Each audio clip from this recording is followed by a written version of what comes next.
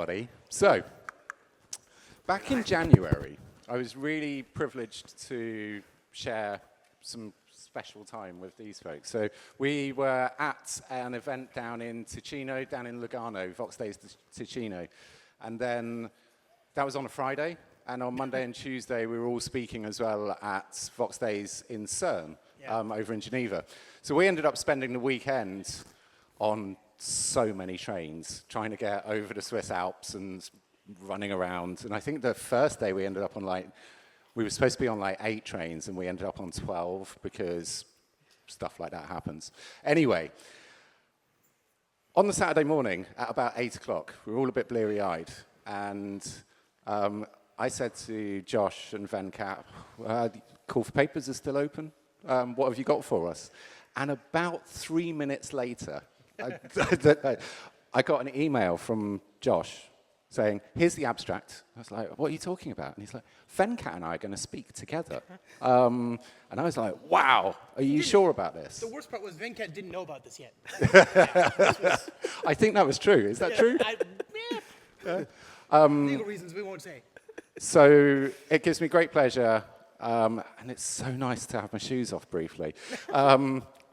Venkat always presents with his shoes off, and now I completely understand why, because it feels so much better up here right now. But it gives me great pleasure to introduce you to Josh Long and Venkat Subramaniam. Thank you. Thank you. Thank you. Thank you, Mark. Oh, my friend, thank you. Enjoy this next 50 minutes. It should be a good ride. Thanks.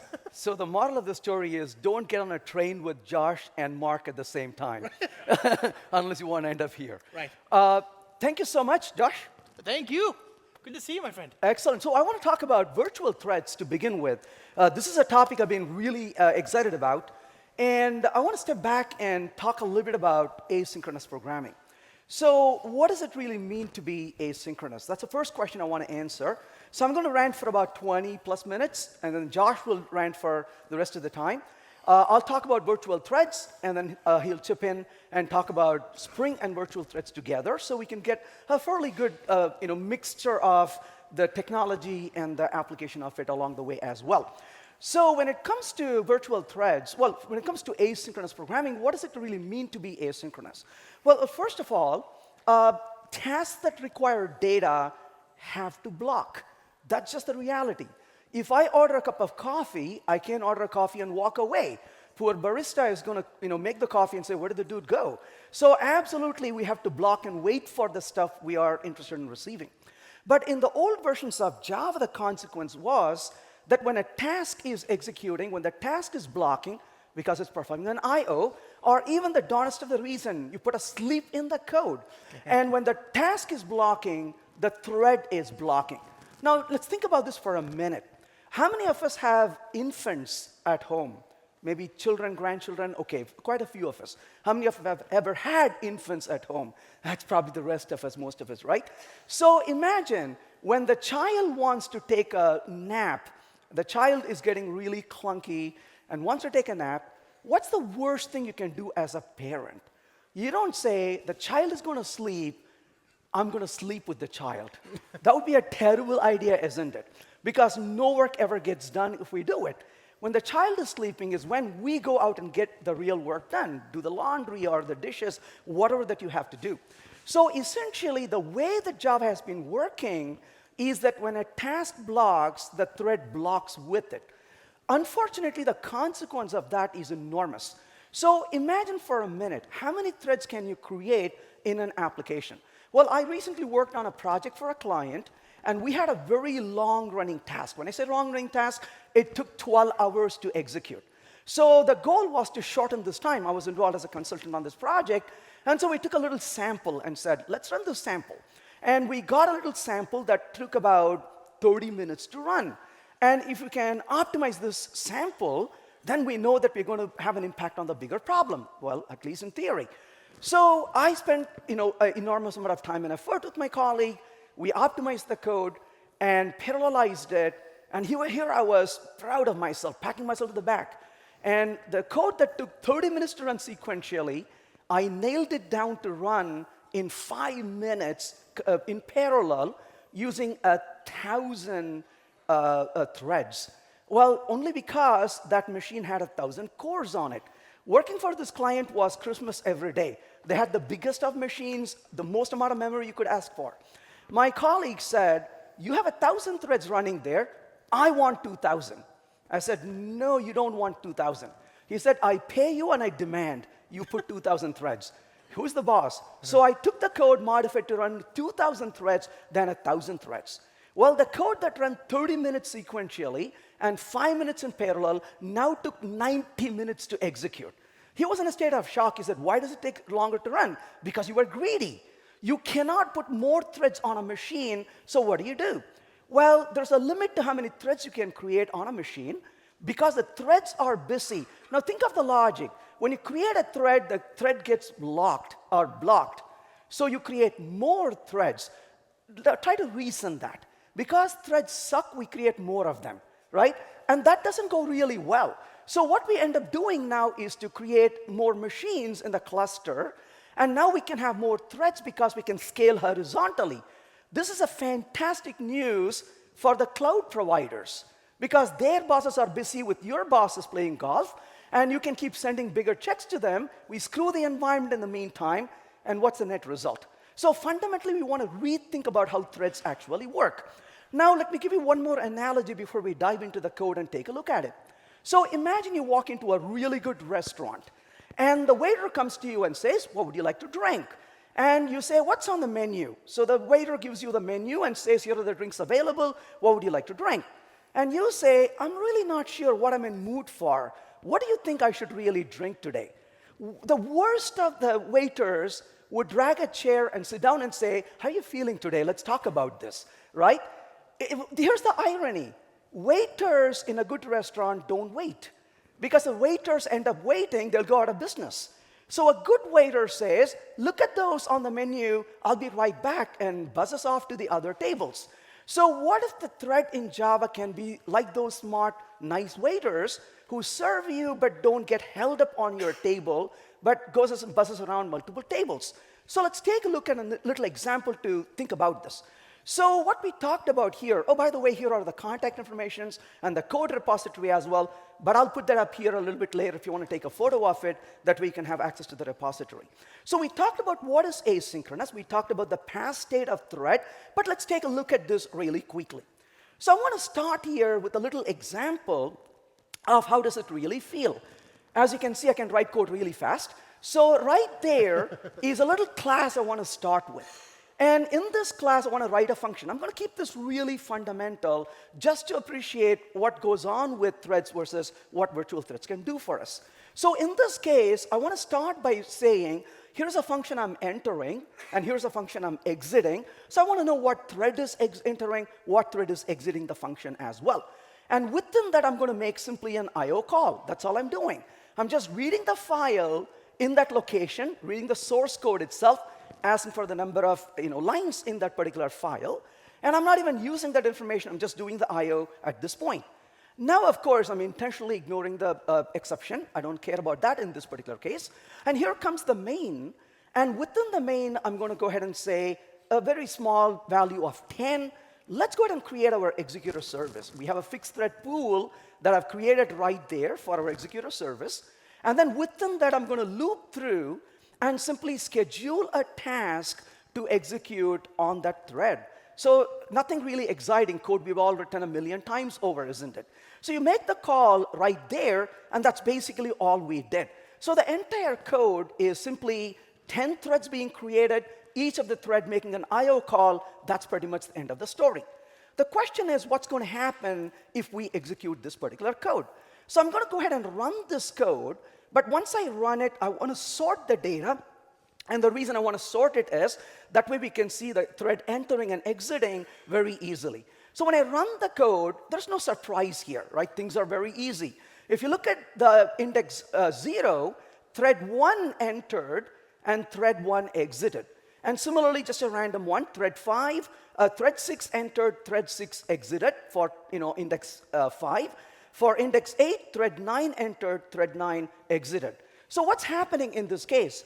When you make a call, the thread that's assigned to it says, I will stay with you the entire time. So if you're if your task is performing an I/O, in this case, it's not really that great. You're just making a call to get the file. But the I/O can be anything you want it to be. An I/O could be to a logging. It could be reading a file. It could be accessing a database. It could be calling a remote web service. It could be calling a microservice. It's about asking for the meaning of life. It doesn't matter. When it's making a request to anything, that task is going to block on some kind of an I/O. When the task is blocking on the I/O, the thread says, no worries, I'll be right here waiting for you. And it's just pausing and waiting for the task to complete, which is a total underutilization of the thread. Because in the meantime, what's going to happen is your tasks are all pending and waiting. And I'll give you an example of this. This was 2 a.m. I'm tired. I've taken a long flight. I come into the hotel, and there's one clerk at the front desk helping a customer. And I'm a guy who's very organized. I have the passport with me all the time with the page, everything ready. So I'm standing there in the line, and there's one customer, and the clerk says, I need to see your passport, please. And the person realizes there's a concept called passport they need to look for. And he is searching, oh, passport, let me find out where it is. And this clerk is like, sure, I'll wait here until you figure out where your passport is. I'm like, dude, I'm tired. I want to go to my room. And if this clerk was like the waiters in a restaurant, the clerk would have said, why don't you look for the passport, take your time, and then scoot over, and I can help the next customer, right? That would have been more efficient. But the thread here is like the clerk who is not helpful and waiting for this customer to go find the passport and check them in. So the question is, when a code is doing an I/O, what if your thread can leave that aside and go do other work? Then we don't need clusters of machine. Don't get me wrong. I've got applications in production on the cloud. But I'm using it not for the sake of scale. I'm using it for the sake of availability. Well, for availability, I can use fewer machines on the cluster compared to scale. But if systems can really scale well, I would need fewer of those hardware. And that can affect the bottom line and the environment as well. So let's talk about virtual threads. So what is virtual threads? What do they do? A virtual thread, first of all, in Java, we have had threads. Well, we know that threads are lightweight. Well, now Java has introduced this concept called virtual threads. Well, they say virtual threads are super lightweight. And I asked them, why super lightweight? They said because the word lightweight was taken already. So it's got to be super lightweight. So the virtual threads are super lightweight, meaning they occupy almost negligible amount of memory. You won't even feel what they occupy. So you can create literally, I'm not saying you should, but you can literally create millions of virtual thread in your application compared to only thousands of, maybe 5,000, 6,000 real threads you could potentially create in your regular application. But now Java has two kinds of threads. What are called virtual threads, which are extremely super lightweight, and you have carrier threads, which really map to the underlying operating system. So the carrier threads are from the operating system. The virtual threads are merely maintained by the Java virtual machine. Now, when you start running a task, your task is executing using the virtual thread. When the task blocks, the virtual thread blocks with it, but the virtual thread gets unmounted from the carrier thread and says, carrier thread, you go off, do some useful work. I'm going to wait for the task to complete. The carrier thread can go and take other requests and start working on them. When a task completes this remote execution or the I/O call, the virtual thread and the task are ready to execute. So they get mounted back on a real thread or carrier thread, and they can execute it. So the idea here is that you will need a lot fewer carrier threads compared to virtual threads, so you have a much better utilization. And what is the benefit of that? The benefit is you can have fewer threads to run your program, which means you got fewer things waiting for services because they have more threads available. And the minute they perform I/O, you can go pick up more calls. Hey, Doc. Go ahead. Can I interrupt your thread? Oh, absolutely, Slow down please. for the camera. Oh, There you go. thank you. Thanks. So that's mounting and unmounting right there. So essentially the idea here is that you want to be able to make a good utilization of this. Let's take a look at how this is going to feel like and how does this really work. Well, before I go further, this is one of the things I really like. You have ability to create a thread. You can say thread.start virtual thread. But how many times do we do a new thread in reality? Not really, right? So as a result, I want to look at this a little differently. So I want to go back here for just a second, and let's take a look at executors. And in the executors, I want to say in here, so executors, and let's go ahead and say this particular function called new virtual thread per task executor. What a beautiful function name. I love function names that are longer than my own name. This is just amazing, right? So that function is really saying new virtual thread per task executor. That's the new function that's been added in addition to the other functions we have seen over time before. So we're going to take that one right there for now. So let's go back to the code, and I'm going to make a single line of change. And that is another thing I'm just absolutely fascinated about.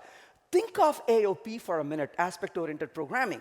Your code that's doing the real work is here, but the threading is right here. You didn't change your real code. You're just changing the threading model to get the benefit out of that. So what that means is you just need to know not to tell the boss how little work there is to do.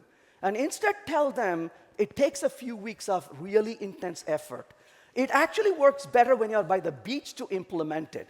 And get this implemented in a few minutes, and then you know what to do with the rest of the time. So essentially, the idea here is, so simply go back to this code right here and say new virtual thread per task executor, and simply made that one line of change. That's all I did. So now let's go back and run the code and see what it produces. The result is quite different, as you can see. Now what you're able to see here is that they're all running in the virtual thread. But notice, though, for the 0, this is worker 1 and worker 1. That's where the demo gods are not very happy with me. They're just warming up. But then look at 4, for example. Well, OK, that was a wrong example. Look at 5. You can see that in the case of 5, your worker 6 is entering, but worker 10 is exiting. That shows the mounting and unmounting that just happened. So you came in to execute using worker 6, and the minute you did I/O, worker 6 said, I'm unmounting, and so did the other cases. Just coincidentally, it got remounted on the same thread that it unmounted from. But in the highlighted code, you can see unmounting from the worker 6 and then mounting on worker 10 when the I/O was completed. In a similar way, if you were to look at the line 8 here, index 8, you mounted on 9, and then you mounted on 6 after this as well. So you can see the difference in this particular case where the mounting and unmounting and remounting on a different thread happens. So the benefit of this is when you unmounted, the thread is available to do other work, which means you need fewer threads to execute it. That's the benefit you are seeing here. So with this kind of capability, what does that really mean to us in terms of what we can do? To me, the bottom line really here is scalability. So this is one feature that is going to have a huge impact on how your Java applications can scale, which means in the world we live in today, where architecturally scalability is a very important concern for a lot of applications. But in order to scale, you don't have to have clusters of machines. You can have a single Java application or a single microservice scale a lot better than having to do otherwise. And this affects the bottom line for your organizations. It makes a huge difference in terms of the money we spend and also the resources we consume as well. And that's why I'm really excited about it. A very small code change for us, but a huge benefit in terms of the overall consequences what we are going into. But then the question really is, how does it really change asynchronous programming for us? Well, how did we do asynchronous programming in the past in Java? Well, a lot of you may remember this. We used completable future. I apologize for this, but if I may remind you of this, here is how completable future looked like, isn't it? You said completable future dot, and you said then apply, and you wrote a lambda here, right? So you took the data and you wrote the lambda. But that was not the end. Then you said, then apply, and you perform maybe another transformation. All this is great, and then you said, then accept, and you provided another lambda. So you look at this and say, that's cool, and it is cool until you have to deal with exceptions.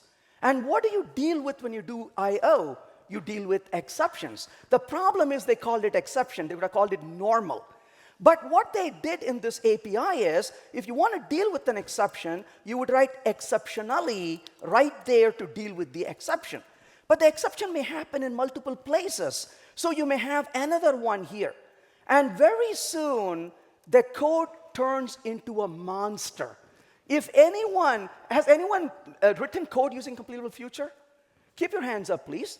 Have you been happy writing the code with complete? Keep your hands up if you're happy that you would go do more of it.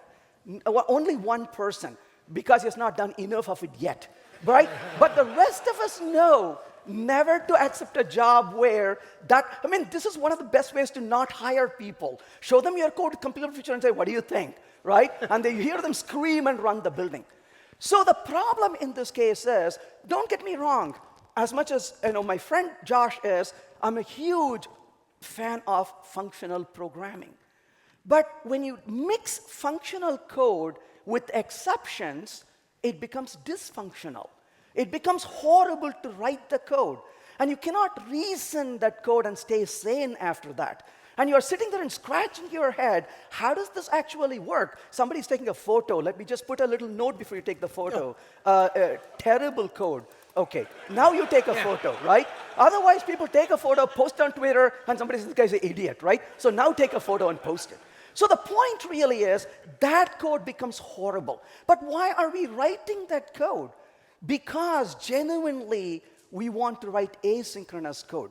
And if that's the only option given to you, you endure the pain and the suffering. So I have a sad news to tell you, and that is that completable future, I'm really sorry, has no future. So that is the bottom line. Because this is not something you want to use moving forward, is because there's a better way. And sure, you're writing the code in imperative style, but as much as I dislike imperative style, the place where it shines is when it has to do the dirty work of exception handling. And at the end of the day, one of the things I want to realize is the following. These are tools, and there are times when the functional tool is better, but there are times when the imperative tool is better. And if I don't accept that and change the tool I'm using, then I'm not a professional. I'm biased towards the use of a tool. So there are times when one idea shines, but there is a point of diminishing return when I need to reevaluate the tools I'm using, and my argument is that imperative is better. One other concept, of course, we have is reactive programming. Again, I'm a huge fan of that approach, and I do believe there is a purpose for this, but the way I look at it is, if in your application you have absolutely nothing else, but you're just making asynchronous calls to a single piece of data, I would argue you can better use virtual threads than reactive streams. But in reality, we not only deal with a single piece of data, we often deal with the flow of data. And if you have a large volume of data flowing towards you, I would really like to work with back pressure. And I would like to work with a sequence of data. And a reactive programming is still useful in those areas. So we need to, again, reevaluate these tools. So that really brings up the question in this case. And the question is, which one of these is better? Well, it depends on the type of task you're performing. So be willing to evaluate, be willing to prototype, and be willing to experiment with it. But that brings up the question, how does this matter in terms of real-world applications we build with things like Spring? And that's when I'm going to ask my good friend, Josh, to take over. Yeah. Thank you, sir. Thank you, sir. Very much obliged. Appreciate you. We have to have a bit of a blocking activity here. We forgot to get our selfie. It's an asynchronous task that we need to join and do. All right, let's do it now. Okay. You want to put your laptop down, and I'll plug this in. We'll make it work. You know, I think about that name a lot, completable future. I don't like to think that the future can be complete. It's very sad, actually, if you think about it. You'd hope that would span into infinity, but no, it's very complete. Okay, so here we go. All right, everybody, just pretend like you're happy, okay? I mean, come on, just pretend. How do we get? We're not going to get everybody in a huddle, are we? Maybe we can stand over here and do a panel. Yeah, let's do it as much as we can. Okay. Yeah. Okay, I've never done this before. I'm so nervous. Selfies. Okay, pretend like you're happy, everybody. Say, I don't know. What do you want to say? Virtual threads.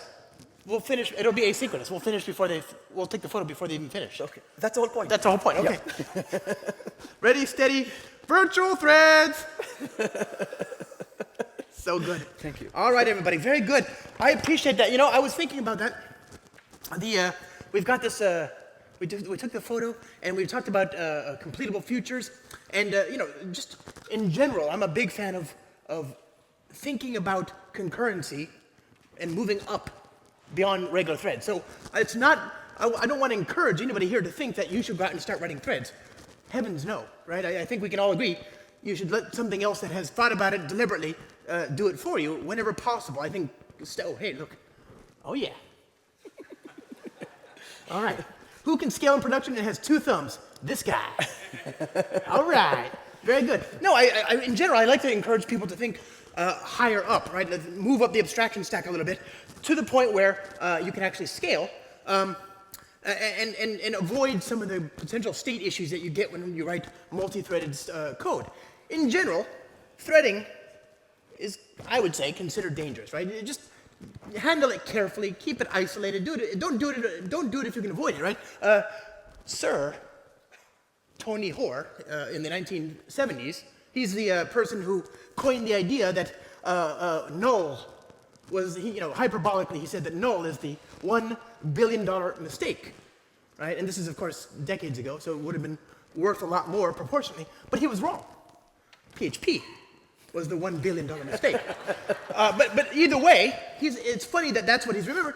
People think about it, but actually what he did, to me, was a CSP, communicating sequential processes, right? A different approach to managing state across concurrent systems. And I think there's a lot of ways to do that involve just moving above and beyond threads, right? So again, we're going to do threads, we're going to talk about threads, but don't do threads. Let something else do threads for you, right? And to the extent that it's possible, I'd like the framework to do that. So today we just saw what virtual threading looks like in the low-level Java API, and we can agree it's doing some cool things, but it's really hard to see this in action. I mean, you just did an example with file I/O, right? We could see the results, but also it's very hard to appreciate that was going to go slow. I mean, Java is really, really good at file I/O. How many of you have seen Gunnar, our fellow Java champions, Gunnar Morling's amazing 1 billion row challenge? You've seen this, right? Okay, you saw it. A handful of you. Good. The rest of you, come on. Gunnar Morling, he likes to nerd snipe.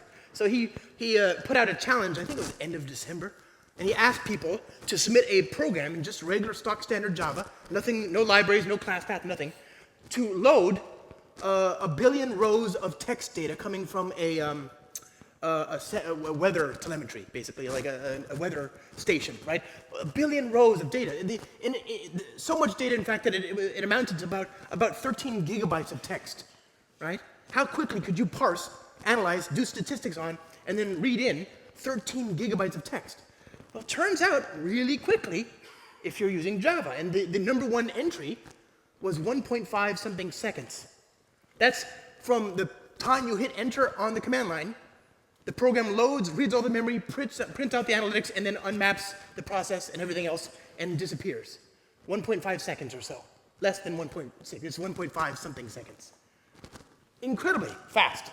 So it's very hard to appreciate what you're losing when you do file I/O, because especially on the disk, right? It's going to be very quick. So you don't realize that there's actually lots of time in a typical system that's spent doing these blocking activities. You talked about file I/O, but the JVM has a number of things that are blocking, right? File I/O, input and output, so both output stream and input stream. You did input, right? But your typical SSD kind of masks. You don't really feel it anymore. You don't really appreciate that there's actually lots of latency there, lots of time there. But also thread.sleep. Obviously, thread.sleep is busy waiting, right? You're waiting. And so that's blocking. So these are kind of things where the operating system will detect them, not the operating system, the runtime will detect them, and then move them off of the carrier thread and into RAM and let them kind of wait. There's an egg timer that gets set, and eventually, when those things are done or they're not idle anymore, they get put back on the carrier thread. This is an amazing mechanism in the JVM. And by the way, this is, when did this happen? Java 21. So those of you who are excited about this and are looking for virtual threads in Java 8, stop it. Just no, move up. So let's take a look at and see if we can kind of see this in example. We're going to go to my second favorite place on the internet. My first favorite place, obviously, production. I love production. Sometimes in the cloud, by the way, just like you. Availability is nice. But we're going to go to my second favorite place, and we're going to build an application where we can kind of really see this in action. Because I was really struggling. You and I were talking about it earlier. I was really struggling. Where can we find a place where you can see this wait time, right? Because in the small, these things are all, Java's really quick, right? It's really quick. So we're going to go here, and we're going to use Java 21. Very important. Java 21 or later. It doesn't have to be 22 or anything else, but it has to be at least Java 21. Java 21 is amazing. How many of you, just by a show of hands, are using Java 21? The rest of you, catch up. Come on. So 21 is the real adult, right? Yeah, that's exactly. That version of Java can drink alcohol in the United States. Yeah, it's true. So Java 21 it's already been out. It's no longer the current version of Java. That's how old it is, right? It's moved on. So Java 21 is required. Java 21 is technically superior in every way. It's so good. It's technically superior. It's faster, more robust, more syntax rich, more production worthy, more scalable. It's also morally superior. You won't like the look of sadness and shame in your children's eyes when they find out that you're using Java 8 in production. Don't do this. Be the change you want to see in the world. Use Java 21 or later. So we're going to build an example here, just a very simple example. I'm going to call this service. Okay? Just a very simple example. I'm going to call it service. And the reason I'm going to call it service is because I am amazing with names. Just amazing. I get that from my father. My father was also amazing with names. When I was a small boy, we had a small white dog. And my father named him White Dog. Amazing with names. So, okay, we're going to leave that there. I'm just going to add GraalVM because, of course, I'm going to add OpenAI, right? I love AI, and we're going to add the web support. We'll hit generate, and we're going to open this up in our IDE, okay? So there's this UAO service.zip. Here we go. Now, can you see that font? I don't know if you can. It's good so far. So good? So good. Okay, let me just... Beautiful screen. Those in the back. Okay, very good. Service. So here's a very simple example. I just want a very simple example here to demonstrate the point so we can feel it, right? Story time controller, okay? Story control, oh, I can't type at an angle. And we're going to use the Spring AI client here, okay? Now, I'm not going to get into the details here, but there's a project called Spring AI. It supports the full RAG sort of use case, right? And I'm just going to ask it to tell us a story, okay? Story, here we go. Okay, hello, come on, do the thing. And we're going to say return map.of story, and we're going to do that. And then we have a prompt that we're going to ask it. We're going to put a prompt in here together, and then we'll get the response from the singularity, okay? So here we go, put that in, voila. And we'll put this here. You got to spell it correctly for the computer to know what you want. Okay, response. All right, there we go. So now we're going to ask it a question. By the way, I'm using OpenAI. There's a number of different modules here. I've already done Spring AI, OpenAI key. I've done this off screen, and I exported it as an environment variable. Forgive me for not leaking my API key, okay? Just trust that that's already been done. And so now we're going to ask AI. We're going to say, dear, and it's very important to be polite, by the way. Very, very, very important. Who here has... singularity. So Who here? Polite and spell correctly. Right, very important. Who here has seen Terminator? Did you know that was a documentary? It's very important to be on the same page here. So dear Singularity, please write a story about the amazing Java and Spring developers in lovely London. Sunny. Well, alliteration is fun. Sunny and lovely? Yeah. And please do it in the style of famed children's author, Dr. Seuss. Another one of my favorite doctors, in addition to Dr. Subramaniam here, along with Dr. Who, Strange, Sire, etc. Okay? Cordially, Josh. So let's go ahead and ask that for a response. So just go ahead and run this program, and we'll go to the browser here, localhost, a story. Now I'm going to make a request, and take some water. There we go. We had time. What did we get? Anything good? In sunny London, UK. Wait, yes, you gave it a clue. In sunny London, UK, there lived a group of amazing Java and Spring developers who were quite the troop. They worked day and night, coding with glee, creating software that was as fine as could be. You get the idea. AI, it's good. So all that to say, we had plenty of time waiting for that response. And I love the result. I don't think I could have done it any faster. Don't get me wrong. I don't begrudge them the time it took to do this, but there are implications for the scale of our system, right? We're wasting time. That was perceptibly several seconds to get a response, right? It was fast. It was slower to get that response from OpenAI than it was for the fastest entry in the 1BRC challenge to read 13 gigs of data, right? So you're going to experience latency when you work with network services, and you're going to experience a lot of latency when you deal with something that's doing something so complex as AI. And so this gets us to the question of, well, how much is that latency costing us? What can we get if we move to virtual threads? So let's move this out of the way now. Let's destroy this code, and we'll start again. Okay, goodbye, okay? And we're going to do a simple example here.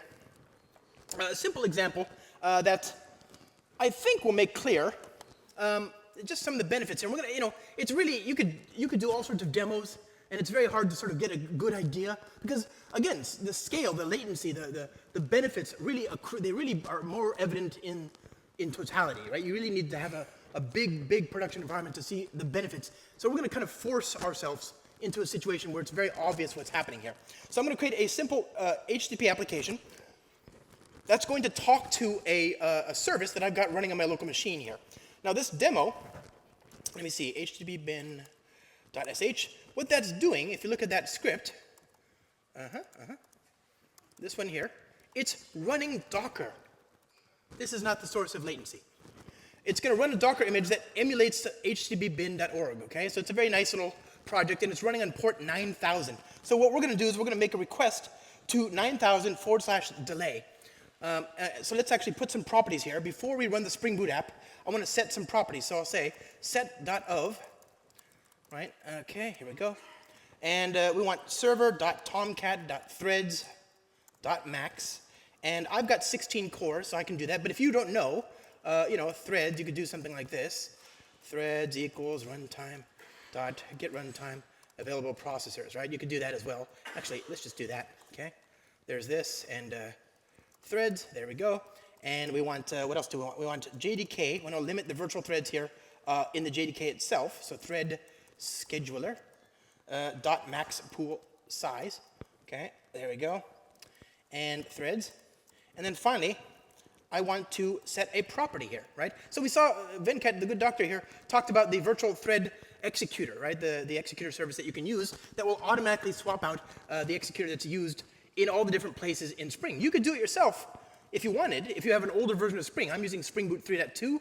If you have an older version of Spring Boot, then you could provide a bean of type executor, and then Spring will pick that up. But sometimes you need to tell Spring Boot where to find it, right? It's just, it's pretty straightforward, but you need to know this is the name of the game here, is to tell all the different different bits of machinery in Spring about this new executor service. But I don't want to do that, right? I don't want to have to worry about all that. I'm going to upgrade to Spring Boot 3.2, and I will use this other property, right? This very convenient property here called spring.threads. So it's over here. Spring.threads.virtual.enabled. And for now, I'm going to say false, okay? So it's not enabled. And we'll just say system set property. There you go. So I'm going to set each of these properties. Oh, colon. There we go. Thank you. Okay. You know what? I think the ID and the language both know what I want, and yet somehow. Set map. Oh, thank you. Aha. There's no way the language or the IDE would have any idea what I just wanted. No way. It's fine. Definitely a problem exists between keyboard and chair. Okay, there we go. So I've got these properties. I'm going to set these, and we're going to assume the old style. We're going to use platform threads. So if you want to, by the way, there are certain kinds of workloads that benefit from virtual threads. If you're doing IO-bound work, that benefits. You know what doesn't really benefit? In fact, you probably should avoid virtual threads? CPU-bound work. So the Bitcoin miners in the crowd, people doing cryptography, right? These things aren't necessarily better for the use of virtual threads. Quite the contrary. You might actually have context switching, which you don't want, right? And so you can actually, if you want, you can say var thread equals thread dot of platform. So this will give you a thread that is equivalent to what you would have gotten up until Java 21. Okay.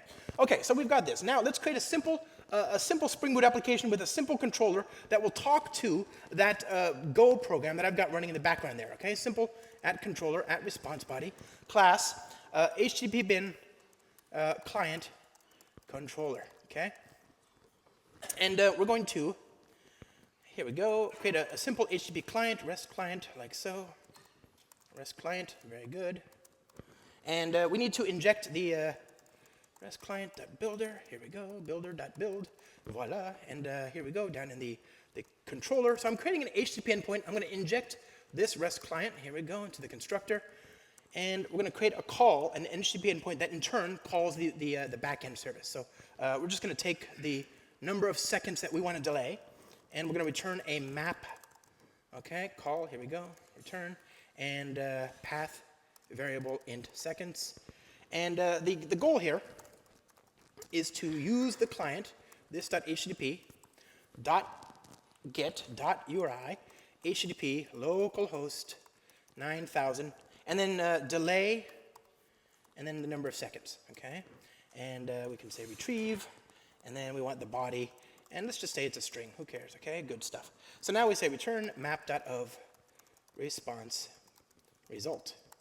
Yeah, that seems reasonable to me. Okay, that's fine. So we've got this REST controller. When we make a call to /3, it's going to call the Go program running in that Docker image on port 9000, passing in 3 seconds. This is going to block artificially for 3 seconds, right, before it gives us a response. So if we've only got a limited number of threads in the system, and each one of them is forced to sit there waiting 3 seconds for the response, well, we've got now a situation of contention. Okay, 3 seconds is an enormously long time. It's about how long that OpenAI endpoint took, right, to give us a response. So let's go ahead and restart this program. And I'm going to use a very convenient tool, and there's a good many of them. You can use AB, Apache Bench. You can use OHA. You can use, there's just a bunch, right? But I'm going to use OHA. This is a nice convenient way, and they all have the same syntax: the number of concurrent requests and the number of requests total. Just nice, simple, round numbers, just to demonstrate what's going on. So localhost 8080/3, okay? And we're going to let that run. And I'll take another water.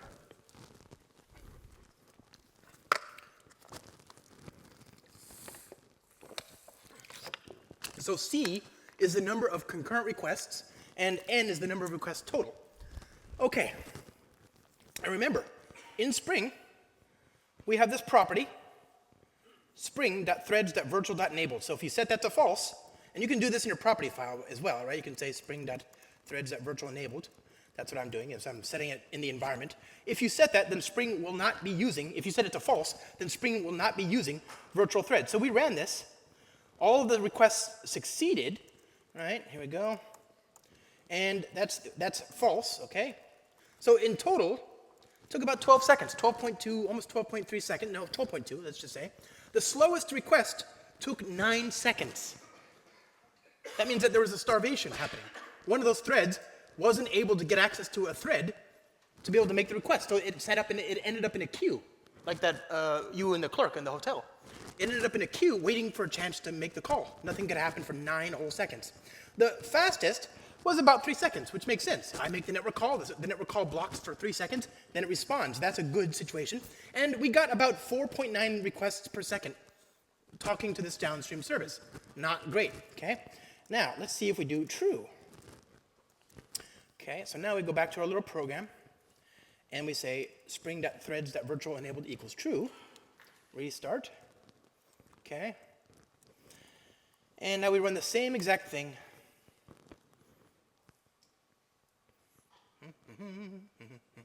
It really, there's an option here called --no TUI, which disables that beautiful animation. Who's that for? Why would you, no, I don't even, this is like IntelliJ. They had that checkbox to disable the Spring Boot ASCII artwork. The worst feature. Worst feature. Okay, so There we go. Much better, right? Look at these numbers. So now, here's the true situation. So false, no virtual threads, 12.2 seconds total. True, 9.2 seconds. So a full 3 seconds shorter. Let's say about 25% less time total for all the requests to get done. But that's not the most interesting part. What's interesting to me is that the slowest request still took only about 3 seconds compared to a full 9 seconds up here. That means that the average, the 80th percentile of all these requests is still really good.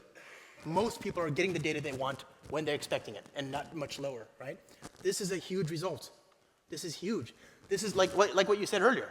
You take this, go to your management, tell them it's going to take 2 weeks. You said go to the vacation. I'm 100% with you on that.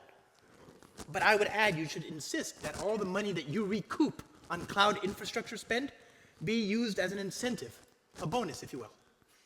Put that in the contract, and then say I'll be back in 2 weeks, leave me be. This is going to require concentration. And then show them this. Your availability and your cloud spend goes down. And I work for a cloud computing company, and I'm still really happy with this result, right? Because it's better for everybody. This is a good situation. Now, So question for you. yeah, This is great.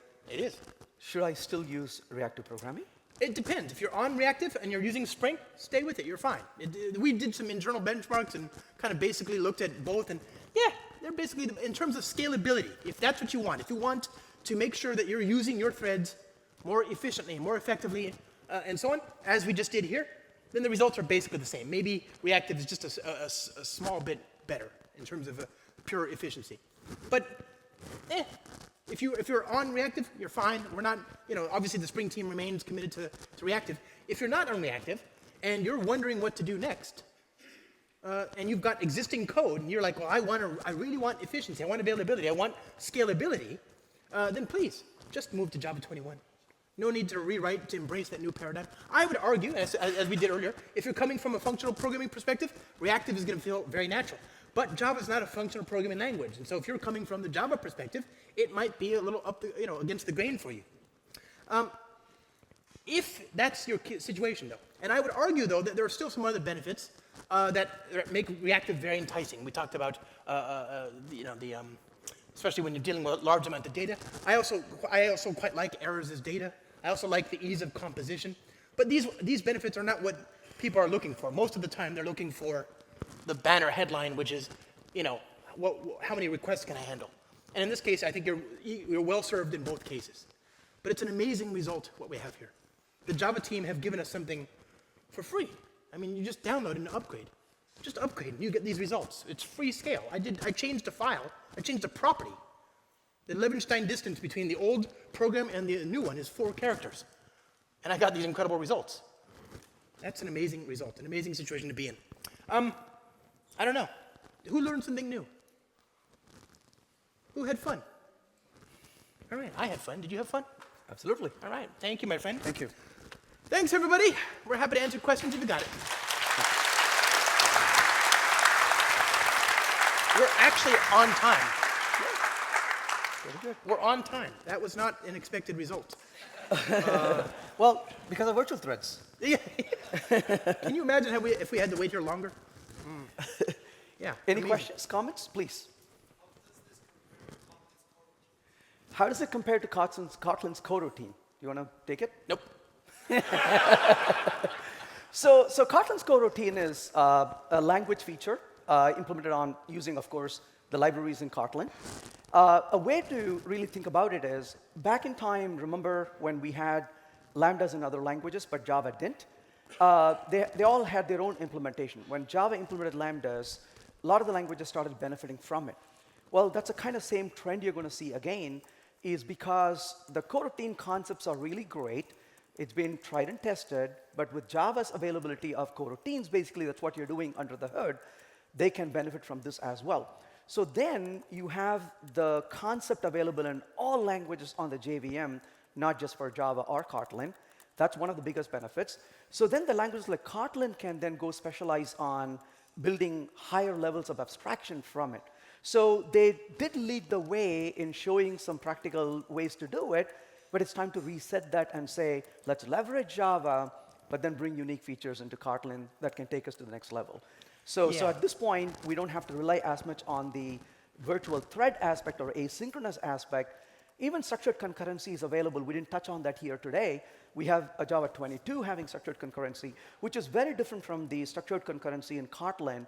But again, as a person building your code on the ecosystem, keep in mind that Kotlin is not tied to Java entirely. It's a multi-platform language. So as a result, that's still beneficial for other implementations. But when it comes to Java, I think they would leverage this more often and then rely on other improvements on top of it. I couldn't agree more, and I would add that this is a rare moment. I hope we all cherish it. This is a rare moment. When was the last time this happened? We have the nicer syntax. Finally. So Kotlin, great language. I love it. They have suspend functions and coroutines. Other languages, basically every other language but Kotlin and Go, they have async await. And it's the same idea. The runtime detects in Java that you're going to do a thing that will block the thread, and so it automatically moves you. But in other languages, you have to tell the runtime you're going to do a blocking thing. And you do it by decorating your code with, you decorate the function that does this blocking thing with async. When you want to do the asynchronous thing, you must say await on the call site. And it's actually kind of pervasive. It's viral. If you're in a function that wants to use or is going to use an asynchronous thing, you have to mark that function as async. This is true in TypeScript, Python, JavaScript, C#, a number of other languages. The result is that you end up decorating all the code as async await. Well, why wouldn't that just be the default, right? Why do I have to opt in now? And I get why they did it. They did it as a concession to backwards compatibility, because they started with a situation where they didn't have async await. They introduced it. And I was a little skeptical about the Java solution, but what they did was they gave us exactly the same result without having to change the code. Just an amazing situation. That's all we have. Thank you so much. That is all the time. Thank you, everybody. Thank you.